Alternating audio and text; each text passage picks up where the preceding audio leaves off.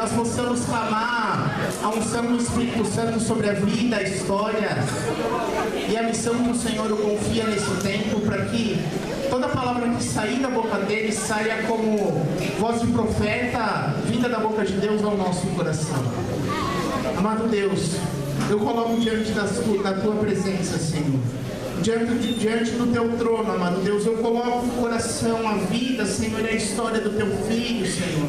Do teu servo, Senhor, que se coloca, Senhor, hoje diante da tua presença, Senhor.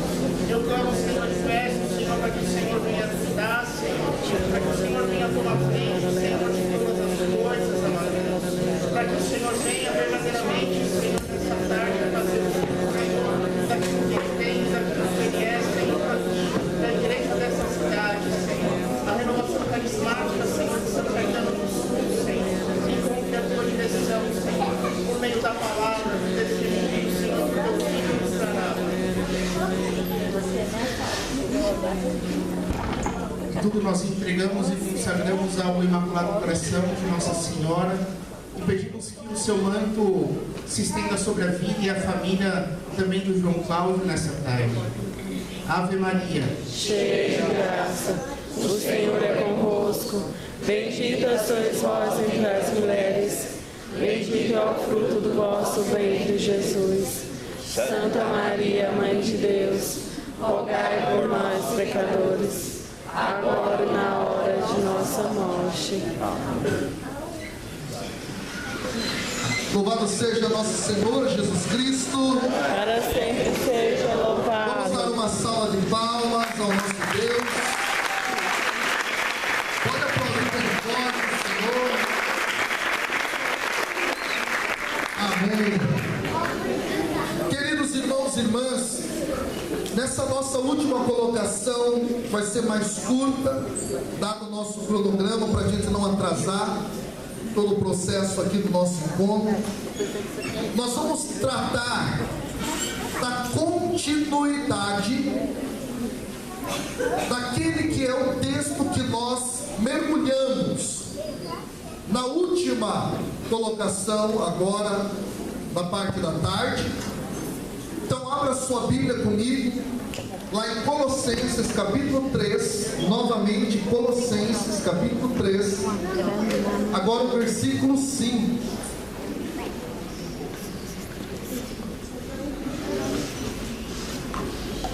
É bom demais estudar a Bíblia, conhecer o que a Bíblia está falando.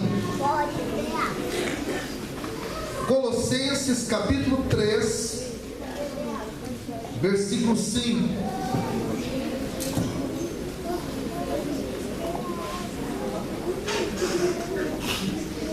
Amém?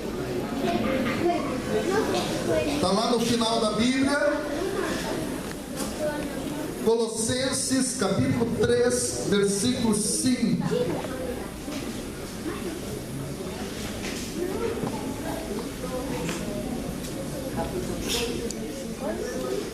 Isto. Amém? Diz assim o texto: mortificai, pois, vossos membros terrenos, fornicação, impureza, paixão, desejos maus e a cupidez, que é idolatria. Essas coisas provocam a ira de Deus sobre os desobedientes. Assim também andastes vós quando vivíeis entre eles. Mas agora abandonai tudo isto: ira, exaltação, maldade, blasfêmia, conversa indecente. Não mintais uns aos outros. Vós vos desviastes do homem velho com as suas práticas e vos revestistes do novo, que se renova para o conhecimento segundo a imagem do seu Criador. Aí não há mais grego e judeu, circunciso e incircunciso, bárbaro, cita, escravo, livre, mas Cristo é tudo em todos. Portanto, como eleitos de Deus, santos e amados, revestivos de sentimentos de compaixão, bondade, humildade, mansidão, longanimidade, suportando-vos uns aos outros e perdoando-vos mutuamente. Se alguém tem motivo de queixa contra o outro, como o Senhor vos perdoou, assim também fazei vós. Mas sobre tudo isso, revestivos da caridade, que é o vínculo da perfeição, e reine nos vossos corações a paz de Cristo, a qual fostes chamados em um só corpo, e sede agradecidos. A palavra de Cristo habite em vós ricamente, com toda sabedoria. Ensinai e admoestai-vos uns aos outros, e em ação de graças a Deus, entoem vossos corações salmos, hinos, cânticos espirituais. E tudo o que fizerdes, de palavra ou ação, fazei-o em nome do Senhor Jesus, por Ele dando graças a Deus, o Pai. Vamos dar uma salva de palmas. Pode aplaudir bem forte.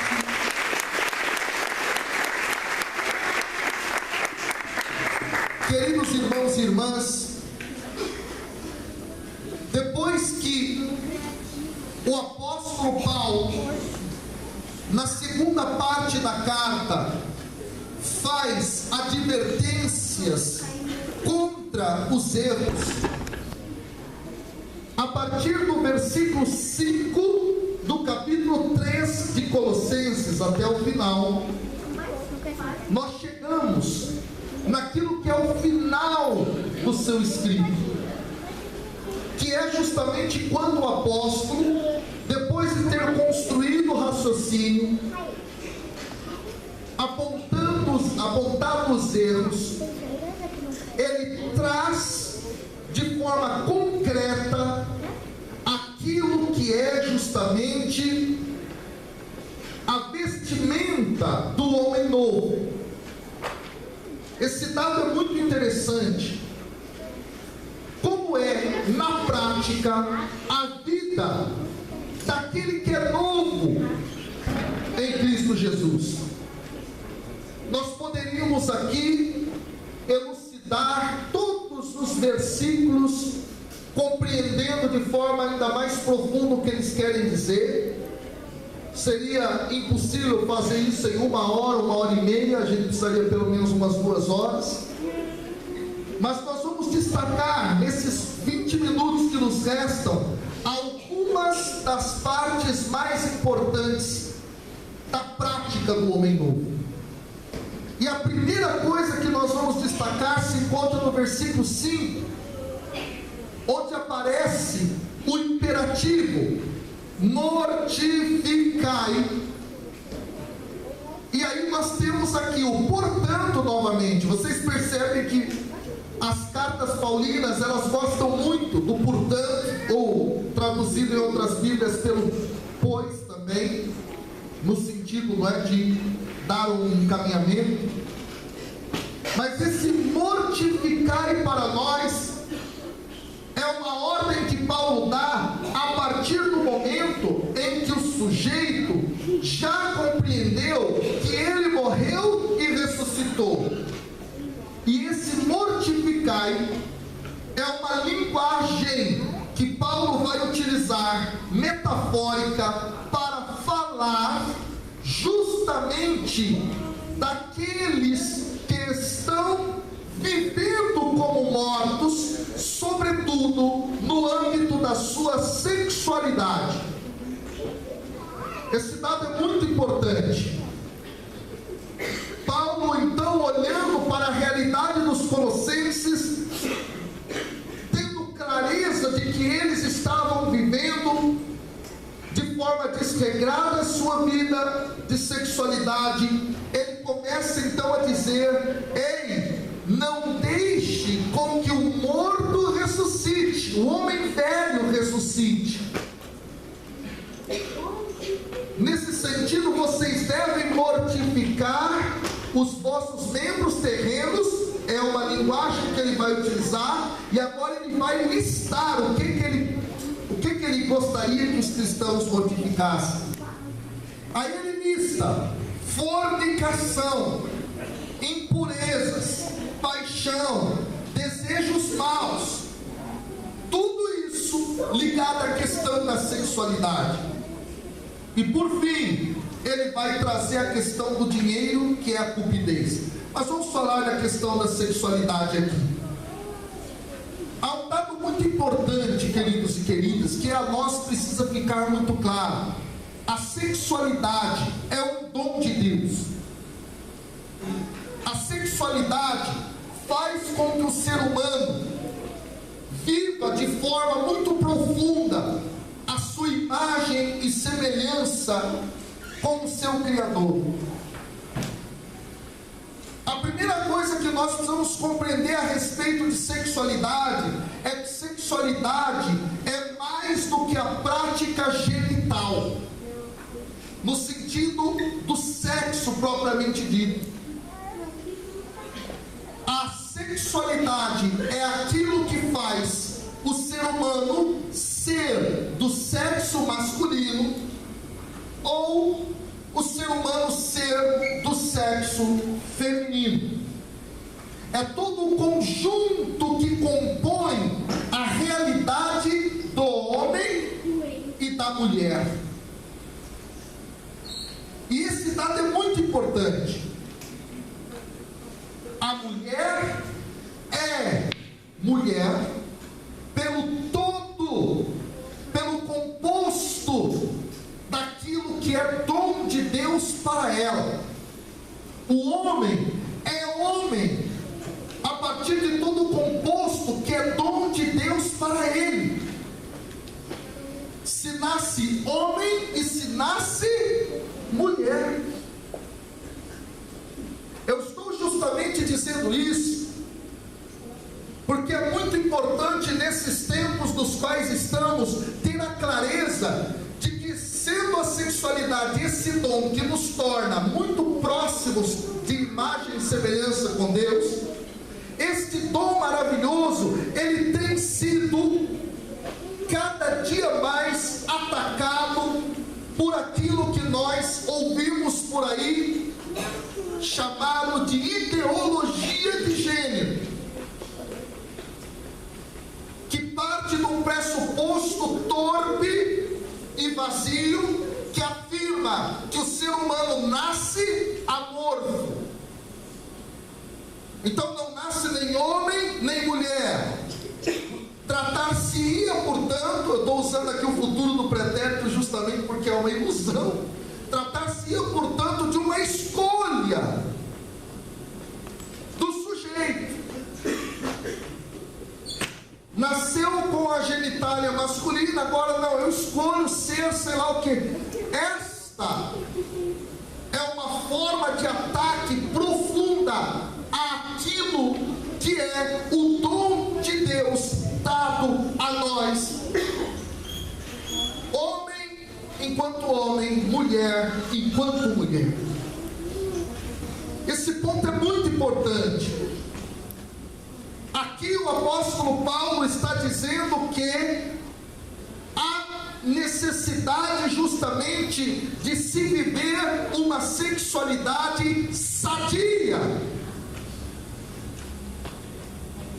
uma sexualidade que de fato seja vivida em Deus, uma sexualidade que faça o sujeito encontrar a felicidade.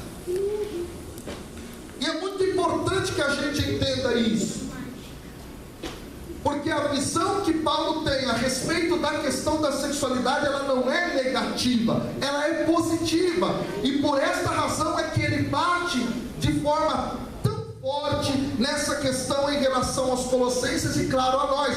Quer dizer, não vivam uma vida de imoralidade com a vossa sexualidade.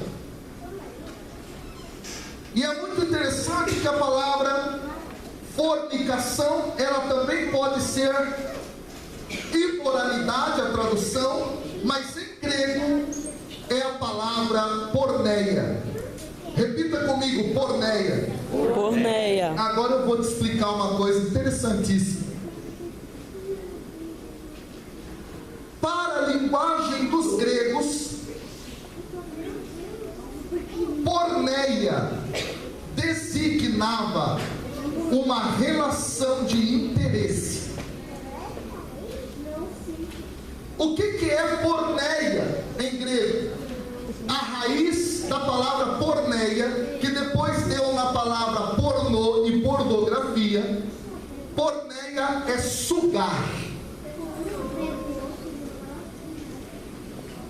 Esse ponto é muito importante da gente compreender. Sabe aquela pessoa com a qual você se relaciona, que ela tira tudo de você? Isso é uma relação de porneia. Alguém que tira tudo aquilo que você tem de bom e pega para ela, rouba para ela. Essa é a ideia de porneia. Porneia, portanto, é uma relação de interesse, onde um apenas arranca do outro aquilo que tem o outro de valor. E aí o que é a pornografia? A pornografia é justamente isso. Eu estou sugando do outro que está lá do outro lado daquela tela aquilo que ele tem de dom, aquilo que ele tem de bom, aquilo que ele tem de riqueza. Paulo está dizendo, irmãos, não vivam na porneia, não vivam nesta imoralidade que é a porneia, porque ela é uma relação de interesse e faz com que o outro seja tratado como um objeto. E ao cristão, o outro é a imagem e semelhança de Deus.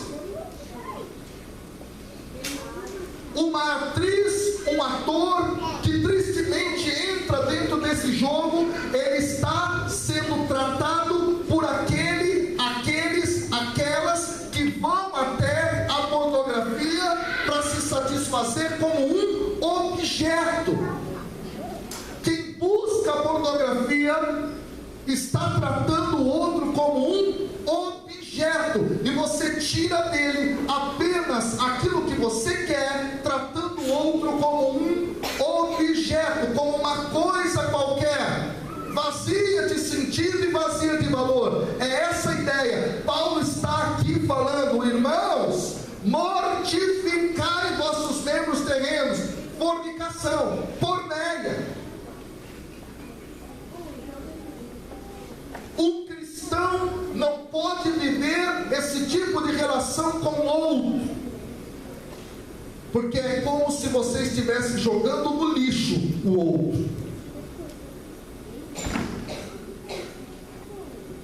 Ah, João Carlos, mas a pessoa quis. E quem acessa então a pornografia está dando mais força para que mais pessoas vivam assim, jogando seus próprios corpos no lixo. Ao cristão é preciso que se tenha claro isso. Nós não podemos financiar de modo algum um vilipêndio ao outro ser imagem e semelhança de Deus. Paulo está dizendo, se tu és homem novo, se tu és mulher nova, se tu és nova criatura, tenha claro, mortificai isto na tua vida, mas